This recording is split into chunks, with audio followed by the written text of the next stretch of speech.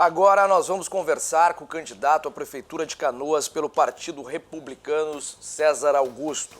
Lembrando que todos os candidatos têm o mesmo tempo de entrevista e respondem as mesmas perguntas. César, prazer estar aqui contigo. Muito obrigado por essa oportunidade de estar aqui e poder falar para todos os canoenses um pouquinho do que a gente quer fazer na Prefeitura de Canoas. César, tem se falado muito em posição política nos últimos tempos, né? O César é de direita ou de esquerda? O César é republicano, nós prezamos pela família, pela iniciativa privada, pela liberdade econômica. Então eu sou de centro-direita. Centro-direita. Como tu avalia a atual gestão em Canoas? A atual gestão de Canoas, ela surpreendeu, mas infelizmente surpreendeu negativamente muitos empresários, muitos amigos, muitas pessoas que torciam muito pelo desenvolvimento da nossa cidade. Por isso que eu estou me colocando à disposição. Depois de terceiro mandato, Matheus, nós estamos nos colocando à disposição de todos os canoenses, de todos os amigos, de todos os empresários, para justamente fazer diferente, fazer mais e poder mostrar para todo mundo que Canoas tem como se desenvolver muito mais ainda. Canoas tem muito comércio de bairro, né? Muitos empreendedores pequenos. Como tu pretende ou qual é a proposta para fortalecer a economia local?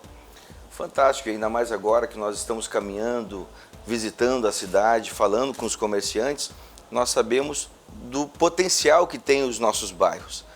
Muitos comércios são de jovens empreendedores, pessoas que querem se destacar no seu bairro, na sua localidade. Nós precisamos montar incubadoras regionais.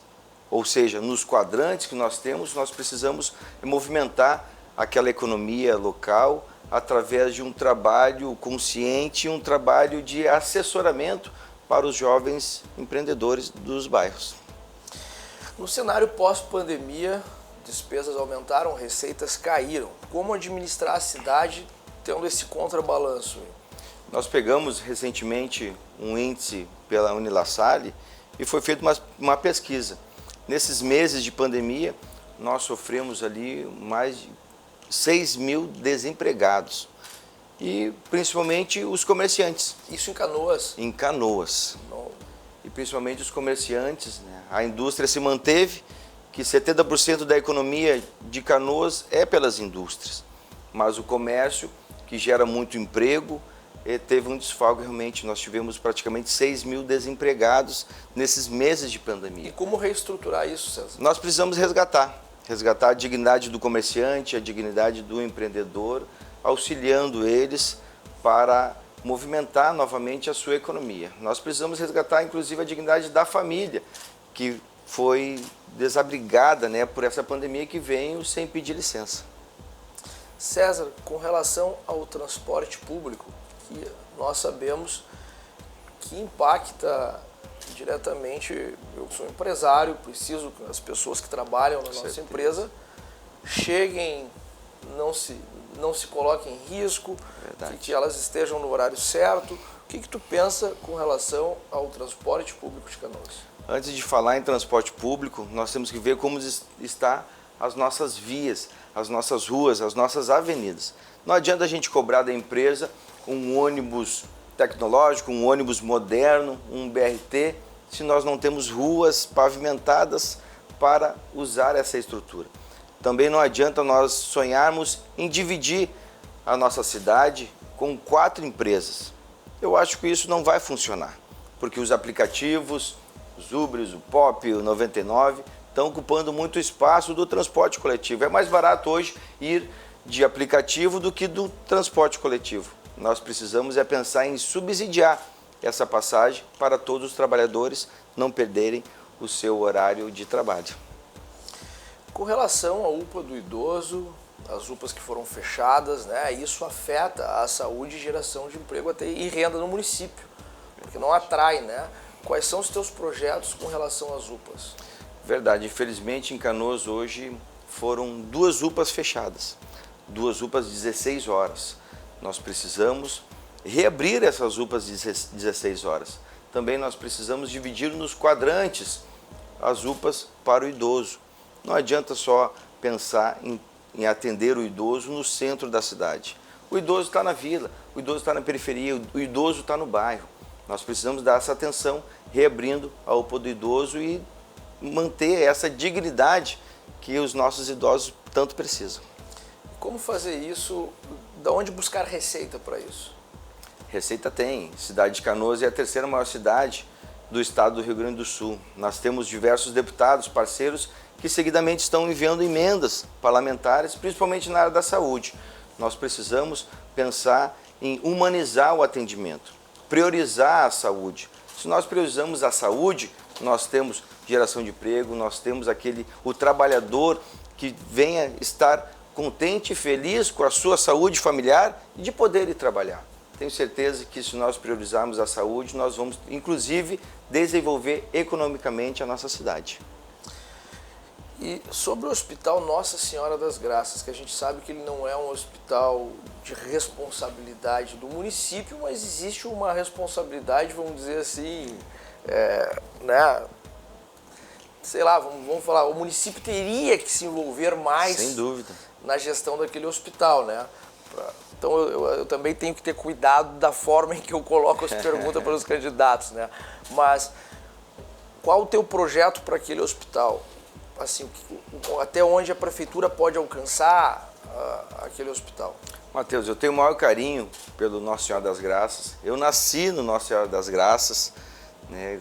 Cresci na cidade de Canoas, também sou empreendedor, eu também abri 2 empresas, já fechei também, já quebrei, já sei qual a necessidade do comerciante, do empreendedor, já sei todas as dificuldades.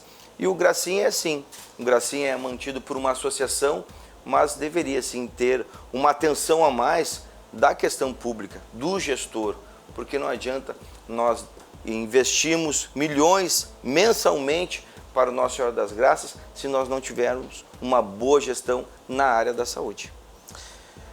Com relação ao aeromóvel, tu vai dar continuidade no projeto, caso seja eleito?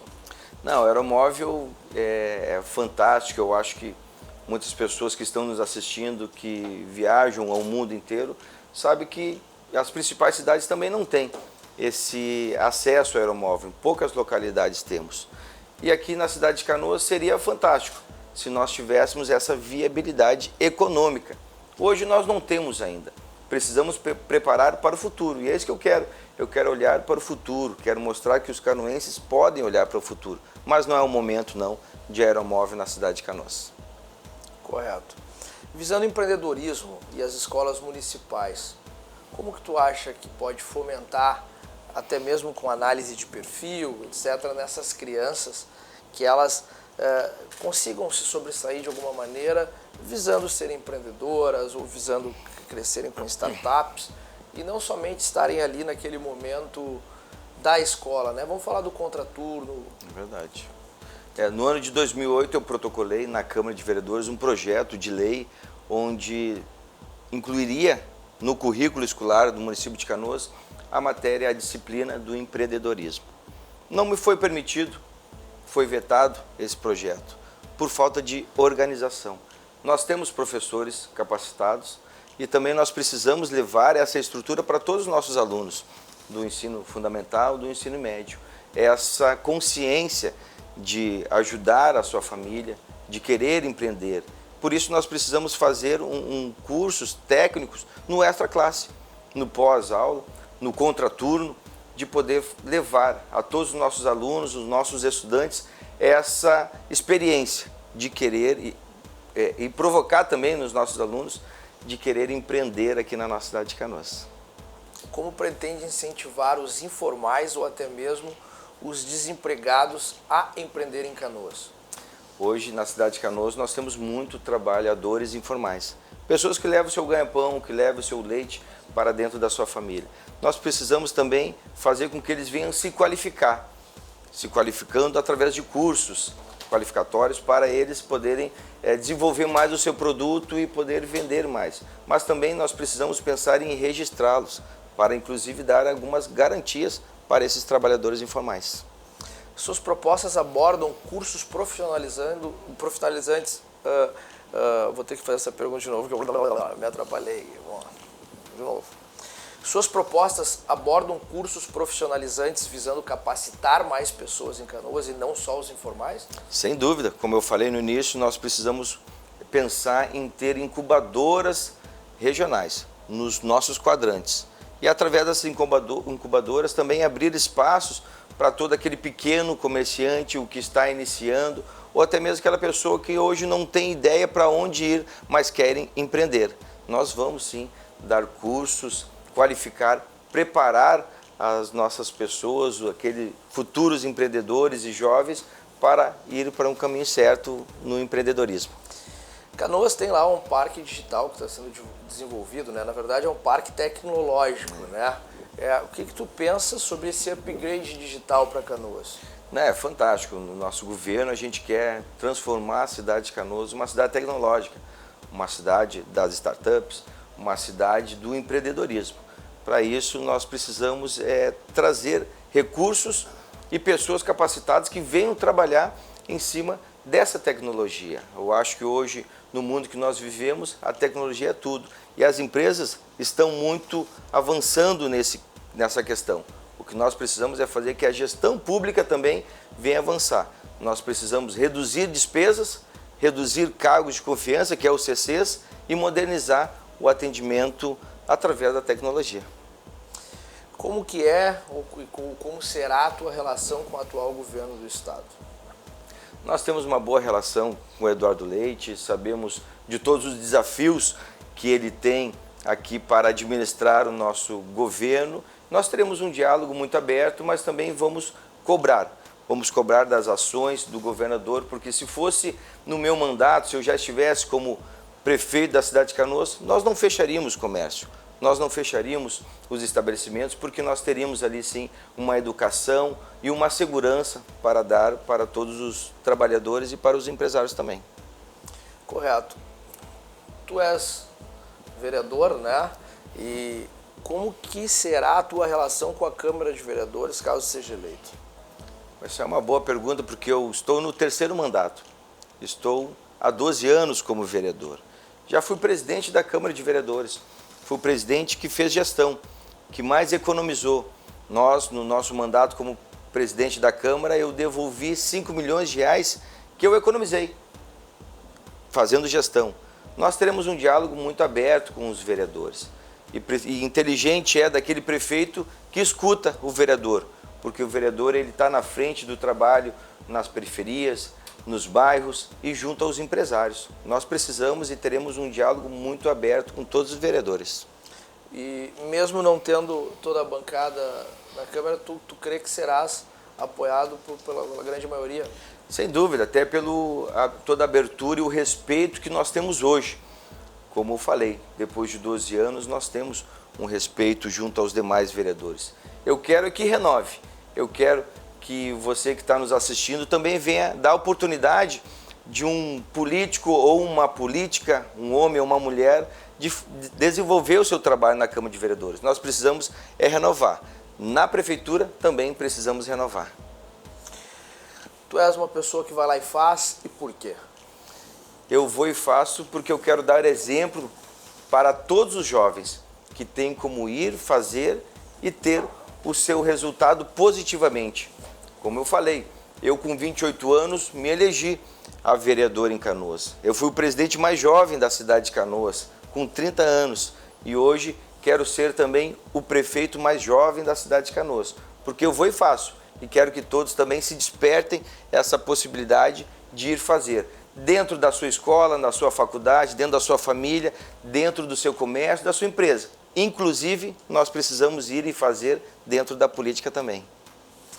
Nós empresários, eu aqui tendo a oportunidade de representar os empresários e empreendedores, né, de Canoas, Esteio, Cachoeirinha, Porto Alegre, nós vamos fazer entrevista com todos os candidatos a essas prefeituras e também todas essas pautas depois poderão ser cobradas por nós. Então, nos assistam, escolham, façam a escolha certa, porque é o momento mais importante e a pandemia acabou dando todo esse, vamos dizer, essa nova política também, né? Nós já vimos uma política de internet e agora a pandemia acabou deixando isso mais quente ainda, né?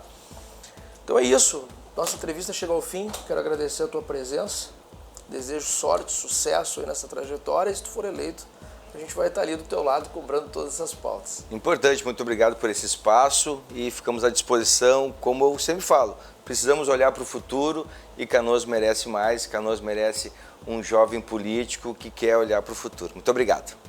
Muito obrigado, nós vamos para o nosso intervalo comercial e voltamos já.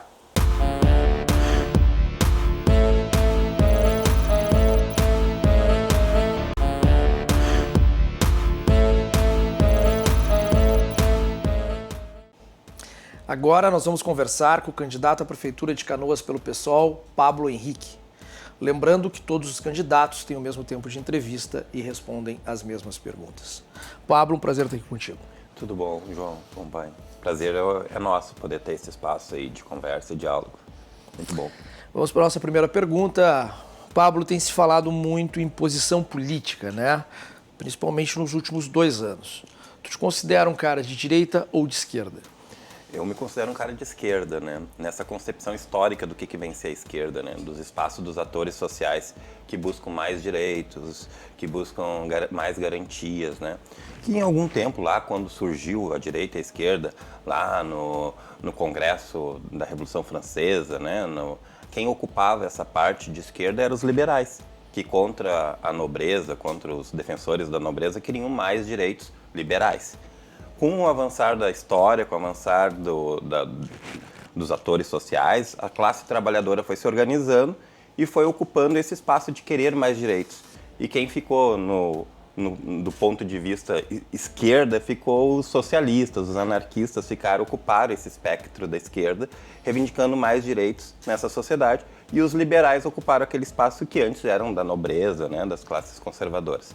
E ficou, então, eu me considero de esquerda, porque luto por mais direitos, mais garantias para a classe trabalhadora, que é uma concepção de classe que o PSOL, a grande maioria do PSOL e eu tenho, e eu me considero de esquerda, porque do ponto de vista progressista político, né, de lutar por mais garantias e mais direitos. Então, estou dentro desse espectro de avançar em direitos, de esquerda.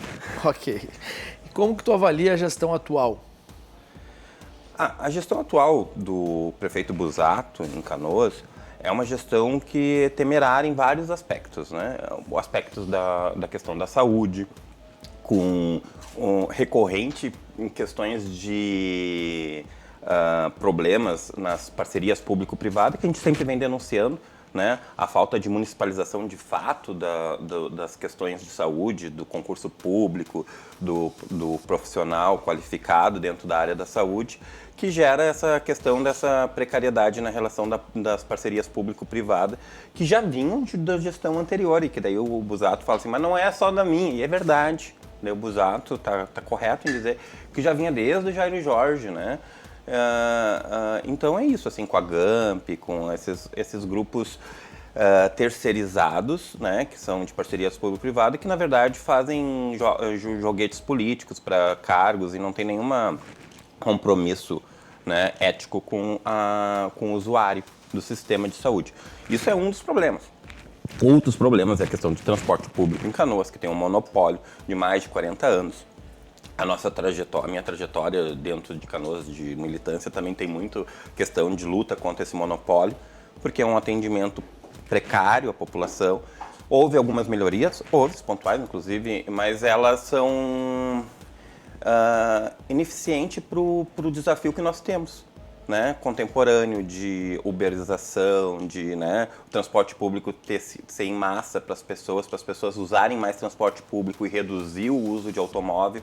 A gente precisa pensar uma cidade que não seja projetada para os automóveis. A cidade que nós queremos é aquelas que todos possam usar o transporte público. O médico, o prefeito, né? Essa é a cidade o ideal, né? Que todos se utilizem transporte público e tu tem a redução, né, das frotas de carros, emissão de CO2, por sua vez, e temos um transporte público de qualidade.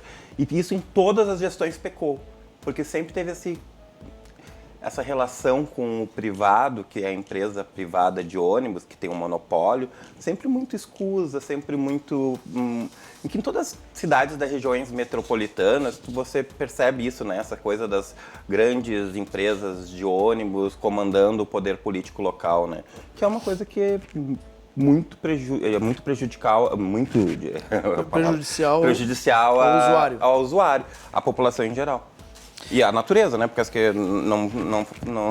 tu tem um transporte coletivo ruim, as pessoas usam automóvel, emite mais CO2, o trânsito fica insuportável, né? E isso é qualidade de vida. Quais propostas para fomentar o empreendedorismo em Canoas, tendo em vista que há muitos negócios de bairro, né? E como fortalecer isso? Isso é interessante, né? A gente acha que... Primeiro, para nós, a questão da economia criativa, de fomentar a economia criativa, fomentar que haja incubadoras para projetos, para questões de tecnologia, que haja um polo tecnológico que avance em uma indústria não poluente, né? Isso é importantíssimo. Isso, o poder público pode ser diferente de outros partidos mais liberais que acreditam que o poder público não deve induzir, né, conduzir a economia. Nós, por outro lado, achamos que o Estado tem essa capacidade de, principalmente com os pequenos, né, os pequenos empreendedores. E apesar de eu não gostar muito da palavra empreendedor, que eu sei que é em voga, né? Desde Schumpeter lança a questão dos empreendedores, mas o pessoal da economia criativa, assim. Acredito que a gente tem como maximizar as ideias, né? Otimizá-las, fazer com que elas ganhem corpo e sejam de grande utilidade. Aplicativos, né? Uma das ideias que a gente está propondo, que foi proposta aqui pela Fernanda Melchiona, em Porto Alegre, que é a questão do aplicativo municipal, para que haja um aplicativo municipal onde a viagem, 95% do valor da viagem, fique para o motorista. Que hoje em dia tu tem uma grande empresa internacional, que nem a Uber ou a Pop, que fica com 30%, 35% do valor da corrida. E que tu possa fazer esse tipo de atividade para que haja esse serviço, que é interessante, que a gente nunca mais, eu acho que vai ficar sem, né? Tu poder ter um aplicativo que tu chame alguém para ir a algum lugar e o carro tá ali na frente da tua casa, mas que tenha um valor justo, uma relação de contrapartida mais coerente com o custo de uma viagem, né? Isso é importante, isso é pensar fora da caixa. No cenário pós-pandemia, como administrar a cidade com despesas altas e receita baixa? Pois é, a gente está com um problema gravíssimo em Canoas e que vai ser um problema para o Estado. Né? Que o Estado ainda não caiu a ficha do que está acontecendo e que é culpa do governo Bolsonaro. E que tem a ver com a culpa das privatizações. A privatização da Refap, da refinaria Alberto Pasqualini, e da termoelétrica em Canoas. Ela é responsável em Canoas por 76% de todo o orçamento. No Rio Grande do Sul, ela beira em torno de 30% de todo o orçamento do estado do Rio Grande do Sul. Com a privatização, há muita perda de ganhos. E isso vai ser retirado. A gente está retirando a Petrobras, perdendo a Petrobras do estado do Rio Grande do Sul. Inclusive com os pontos em Tramandaí e Osório, né? Que tem os oleodutos que vêm de Tramandaí a Osório, vai a Canoas, faz o refino, um grande nível de refino, e tudo isso está sendo feito pelo governo Bolsonaro, agora. Inclusive estava no STF semana retrasada, a questão da tentativa de impedir que fosse privatizada sem passar pelo Congresso, né? E é essa a grande discussão, e as pessoas não caíram a ficha e ainda ficam se dizendo bolsonaristas, defensores do Bolsonaro, sendo que ele está fazendo o maior prejuízo econômico para a nossa região sul como um todo, um grande prejuízo econômico, né? Que não, é mais de 100 milhões ao mês de redução de arrecadação que vai se ter com a privatização. E isso ninguém está falando, isso é preocupante, porque é algo imediato, né? A privatização ela está aqui, ela está acontecendo, a discussão está no Supremo. e vai ter um impacto imediato na arrecadação, nas contas públicas, né? E as pessoas ficam aí fervorosas defendendo o absurdo. Sua bandeira. A sua bandeira, que é, na verdade, o fim da saúde pública. Também a questão de verbas, eu acho um absurdo também, e daí tem a ver com Canoas e com as escolhas políticas que os candidatos a prefeitos e os seus respectivos partidos fizeram. Por exemplo, quando em 2016 o Temer propõe o corte de gastos por 20 anos em saúde, educação, né? Quando ele faz essa PEC, esse projeto de emenda à Constituição, que virou a emenda à Constituição 95, os partidos do Jair Jorge aprovou, o partido do Busato, que era deputado federal, aprovou. Então, depois tu vê esses candidatos usando o lencinho do rosa, né? O Outubro Rosa, né? Mas é hipocrisia, porque a mamografia precisa de verba para o SUS e eles cortaram por 20 anos. Então, é esse tipo de política e de contradição na política que eu acho que o pessoal é um partido necessário para fazer esse momento crítico, sabe? Esse momento de análise crítica disso, né? Da incoerência disso. Quais as propostas em relação à melhoria do transporte público de Canoas, já que a gente falou esse tema agora há pouco? Porque é um grande problema em Canoas, tá? A mobilidade. A mobilidade em Canoas, ela é precária, apesar de que ela poderia ser... a gente tem 6 estações do trem, né? A gente é a cidade com o maior número junto com Porto Alegre. Porto Alegre também tem 6 estações do trem, mas a população de Porto Alegre, apesar de ter 6 estações, ela não usa tanto as estações do trem quanto a região metropolitana, né? As 6 estações do trem, elas são um eixo central da vida da cidade de Canoas, inclusive corta a cidade ao meio. Mas mesmo com isso, com esse ativo de mobilidade que nós temos, que é o Transurb, a gente é precário na questão do transporte interno da cidade. Os ônibus, como eu estava falando, do monopólio por mais de 40 anos de uma única empresa, geram um problema gravíssimo de mobilidade. E eu me conheço enquanto militante crítico já desde da juventude discutindo isso. E para nós, desde 2008 o pessoal já tinha proposto a criação de uma empresa pública, a pensar fora da caixa a questão da tarifa. A gente fala tarifa zero, óbvio que a tarifa zero ela é a partir de um fundo municipal de mobilidade, com as verbas das multas, a verba que o empresário paga o vale transporte, em vez de pagar para o indivíduo, pagar para o fundo, e para garantir uma empresa pública de transporte que não pense no lucro, que ela só seja na sua funcionalidade. Porque hoje a gente pensa a empresa, o transporte público, como lucro.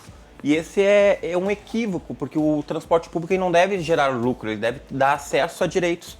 Tu poder acessar a cidade através da mobilidade. Imagina, eu tenho direito à escola, o município dá acesso à escola, mas às vezes meus alunos, eu sou orientador educacional, não conseguem ir à escola porque não tem passagem. Tu tem o direito à educação, mas tu não tem o acesso a esse direito. O transporte público é aquele direito, é a garantia do acesso a esse direito. Tu tem o posto, mas tu não tem como levar a tua família no posto. Então, a garantia de pensar que a gente possa fazer um transporte que as pessoas seja atrativo, que as pessoas, e até mesmo do ponto de vista do mercado, né? Imagina a cidade circulando, né? As pessoas circulando na cidade, né? Não é para dar lucro para uma empresa que está há 40 anos, que não gera nenhuma riqueza para nós, né? Como seria uma empresa que não fosse pensada em lucro e fosse só a sua manutenção? A tarifa gratuita no sentido bancada por uma taxa, por uma contribuição, uma taxa anual, né, com os empresários, com os usuários, etc. Mas no momento do uso gratuito, as pessoas pudessem ir acessar o comércio, né, e levar sua família, em vez de pagar 15, 20 reais de transporte para 5 pessoas, ida e volta, dá mais ainda, né, porque é 4 e pouco. As pessoas pudessem usar esse valor para consumo, né? na cidade. Isso é pensar fora da caixa. Isso é dizer que a gente deve pensar, e as cidades europeias estão pensando isso, e várias cidades, Araricá, no Rio de Janeiro, são cidades que já têm transporte com tarifa zero, pensado em alternativas. Cidades pequenas, inclusive, fazem, contratam empresas para fazer o transporte público, assim, ó, quero que tu faça essas linhas, quanto que tu cobra, só vou te pagar isso, né? A gente vai pagar e você não vai cobrar, hein? Não tem... Em relação à UPA do idoso e as outras UPAs que foram fechadas, isso afeta a saúde e a geração de emprego e renda do município.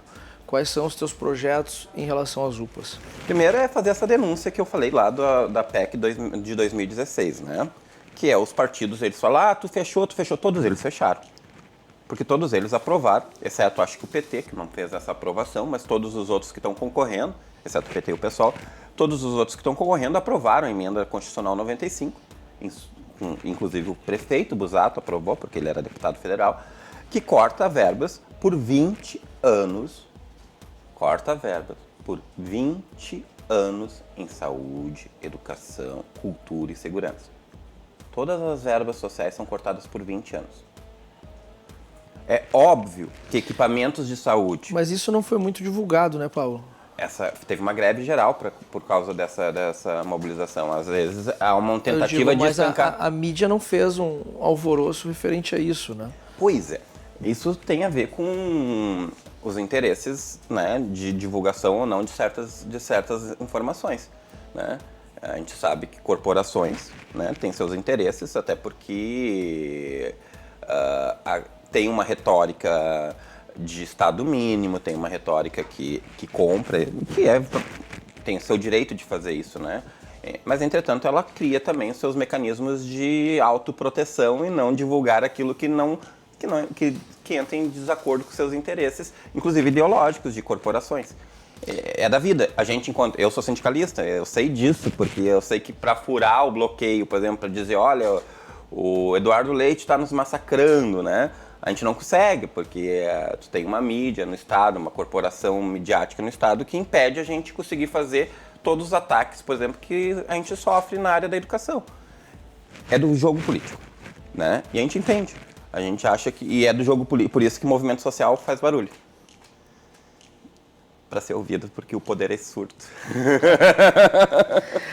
Existe um plano de reversão referente ao Hospital Nossa Senhora das Graças, lá em Canoas, que hoje sofre com problemas financeiros, mesmo sabendo que não é o município que administra, exato, mas tem algo que vocês estão pensando referente a isso? Pois é. O Nossa Senhora das Graças é uma grande caixa preta, né? Pelas famílias ilustres da cidade, administrada através da sua fundação. A gente tem que ter muito cuidado quando a gente vai fazer esse tipo de... entrar nessas caixas pretas, né? Mas exigir o cumprimento das legislações, fazer fiscalização, né? Fazer o enfrentamento de que enquanto poder público tu tem, e é isso, é correlação de força, né? A gente está falando de uma instituição de mais de 60 anos, que tem uma fundação e que dificilmente qualquer um tem acesso, apesar de receber verbas públicas. E a prefeitura consegue intervir de alguma forma? Com o poder fiscalizador dela, que deveria ser mais eficaz nesse caso. Essa é uma das questões que a gente tem que fazer. E garantir que o tratamento SUS, o usuário SUS, e ver o que é... Em determinado momento, a gente conseguiu, em algum momento, o SUS começou a se reorganizar, que é aquela questão de mandar a carta para a pessoa para saber o que foi o procedimento ser feito, né? Ali a gente conseguiu, quando começou a ser feito isso, conseguiu se estancar algumas das aberrações, né, que existiam dentro dessas, de novo, relações público-privada, que é muito complicado. Quando a gente fala em corrupção, parece que o pessoal, quando fala em corrupção, fala em poder público, né? Mas se esquece que a maior relação da corrupção é na relação público-privada. É aí que se dá as corrupções, né? E então é importante a gente frisar, porque o servidor público, tu sabe onde está, tu sabe como que ele pode ser punido, né? Agora, quando tem as relações privadas, as instituições privadas são verdadeiras caixas pretas. E que a democracia, não a gestão, não, né? Ela é o proprietário, o dono. E a gente não tem como interferir. Por isso que a gente é um dos defensores de municipalização da saúde, buscar fiscalização, Diferente do que talvez uma percepção mais liberal diria que não, deixa as pessoas se autorregularem. A gente acha que não, acho que a autorregulação, ela também é uma utopia, como alguém pode dizer que as tuas ideias são utópicas, eu também posso dizer que a autorregulação é uma utopia. Né? Tu vai dar continuidade no projeto do aeromóvel, caso eleito prefeito? Não. A empresa de transporte público com fundo municipal de mobilidade para garantir a tarifa zero no uso. A tarifa zero é no uso, tá? Não quer dizer que ele é bancado pelo fundo. E isso é muito mais eficaz e muito mais significativo para a população de resultado do que... A gente tem uma crítica, a cidade foi construída desde o governo Jair Jorge para grandes empreendimentos, para especulação imobiliária, e a periferia foi deixada de lado, assim, sabe? Até porque o que acontece? Quando tu tem a especulação imobiliária, tem aquelas palavras novas, né? A gentrificação, né? Os bairros começaram a criar preço, né? A terra, né? Expulsar as pessoas que ali viviam a vida inteira, né?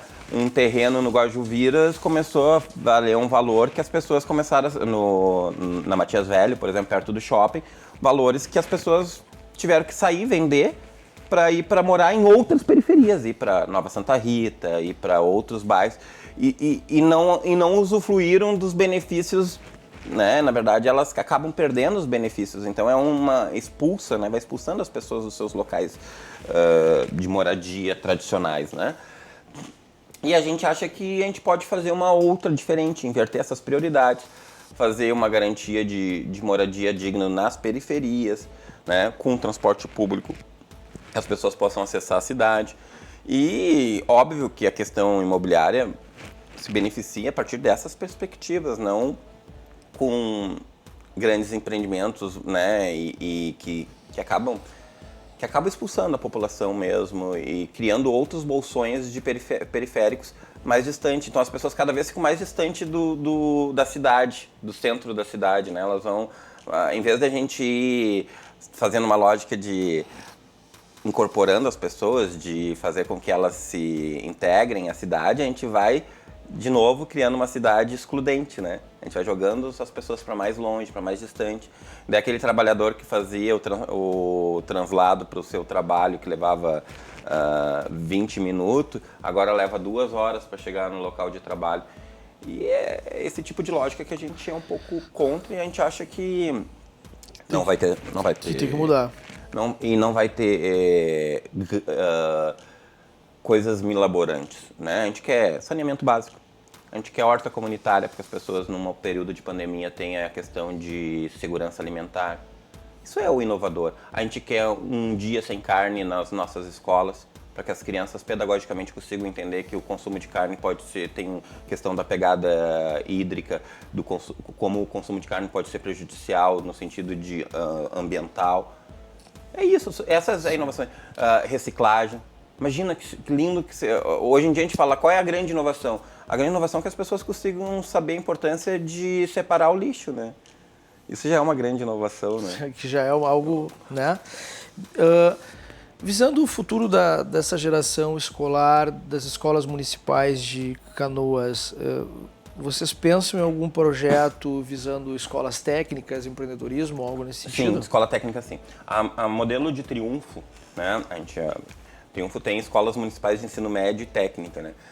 Só que para a nossa legislação educacional, João, a gente tem que cumprir o que é obrigatório para o ensino, para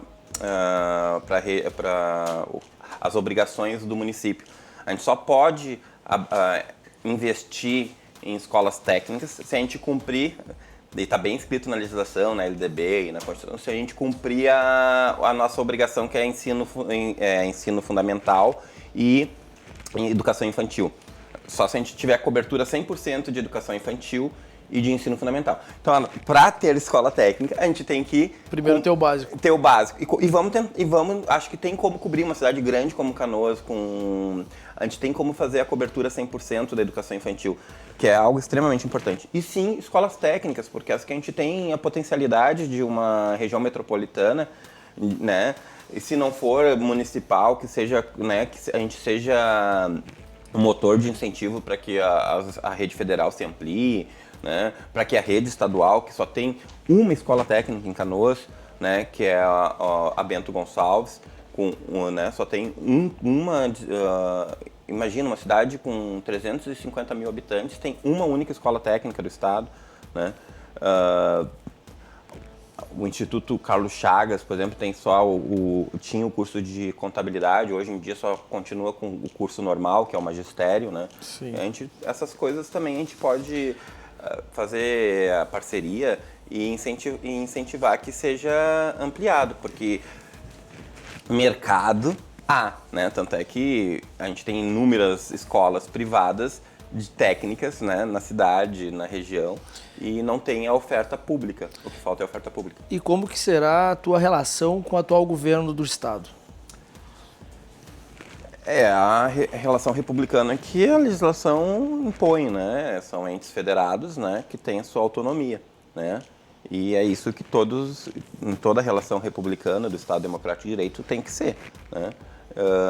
Independente de qual coloração político-partidária se encontra, até porque, por exemplo, assim, ideologicamente eu sou extremamente oposição ao governo federal e ao governo do estado do Rio Grande do Sul, mas republicanamente do ponto de vista de entes federados, a gente tem autonomia e temos relações recíprocas que são obrigatórias, né? Inclusive tem contratos obrigatórios a ser seguidos que não tem como...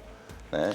Essa dentro da legalidade, dentro da normalidade E o diálogo com a Câmara de Vereadores de Canoas? Pois é, essa é algo que a gente vai ter que reinventar, né? Porque a gente vai ter que reinventar nos moldes de que a governabilidade de partidos antissistêmicos, que nem o PSOL, ou como foi o PT há muitos anos atrás, ela tem que se dar também a partir de outros aspectos que não toma lá da cá dentro das assembleias municipais, né, das câmaras municipais de vereadores.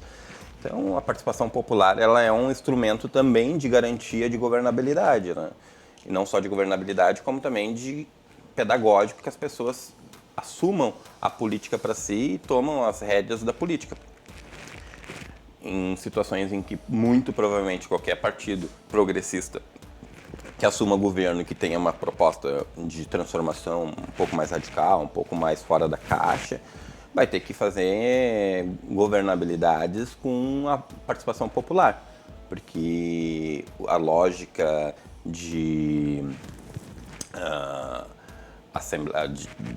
da Assembleia Municipal, da Câmara Municipal de Vereadores, que são os representantes, ela não vai conseguir suprir as coisas. Tu vai ter que botar peso em cada proposta, dizer se ela é positiva. Mas eu acho que quando tu põe algo que é positivo, né? Por exemplo, se a gente propor o plano de carreira para o magistério municipal, que é algo que os professores apoiam, né? Será que os vereadores iriam contra, né? Será que os vereadores iriam ser, exceto um ou outro por uma questão mais ideológica, né? Hoje é muito tema de negociação, né? Talvez um ou outro por uma questão mais ideológica, mas quando tu tem o peso daquele público, quando tu fala assim, vamos fazer saneamento básico nessa periferia, e vai a periferia lá, será que algum vereador se colocaria contrário a esse interesse público e importante? Na disputa política mesmo, na tentativa da disputa política. Porque sim, e daí eu concordo contigo, tu vai falar assim, mas é óbvio que se tu ganhar, tu não vai ter a maioria na Câmara. Verdade. Ninguém tem ilusão. E eu acho que qualquer um dos partidos progressistas hoje, né, tem uma dispersão muito grande da quantidade de partidos e parte dos 35 partidos existentes no Brasil, a grande maioria de direita. Então tu tem um campo muito pequeno desses 35 partidos que são do campo progressista de esquerda. E é óbvio que, então, do ponto de vista matemático, a maioria... Pablo, tu te considera uma pessoa que vai lá e faz, e por quê? Adoro esse lema. O meu ex-companheiro, ele fez a perestroika, que era o grupo de coisas. Eu acho maravilhoso, assim, né? Tipo, e eu acho que sim, acho que as pessoas têm que ir lá e fazer, eu acho que tem que ir. Eu acho que sim, acho que... Eu me lembro, sabe, do ponto de vista de revolucionário, algumas ideias, assim. Me lembro do Che Guevara, quando assumiu. O Che Guevara é, na verdade, Ernesto Guevara, né, gaúcho, né, do Pampa argentino, que era médico. Foi um revolucionário, ajudou na Revolução de Cuba e virou ministro da Economia de Cuba, né? E o Che Guevara, ele saía para fazer olha, tá faltando comida, vamos para plantação, vamos lá fazer, vamos plantar. Tá faltando, né, tem que arrumar isso aqui, vamos lá. Que é isso, assim, essa coisa de tu se propor a fazer, entendeu? Independente se tu é ministro de, que nem o Che Guevara foi, ministro de Economia de Cuba, ele botava, arregaçava a manga no final do expediente e ia para lá fazer plantação de cana-de-açúcar, porque era aquilo a necessidade daquela revolução, daquele processo. Tá bem, Pablo. Pablo, nossa entrevista chegou ao fim. Muito obrigado pela tua participação no nosso programa e agradeço a audiência de todos vocês e até o próximo programa.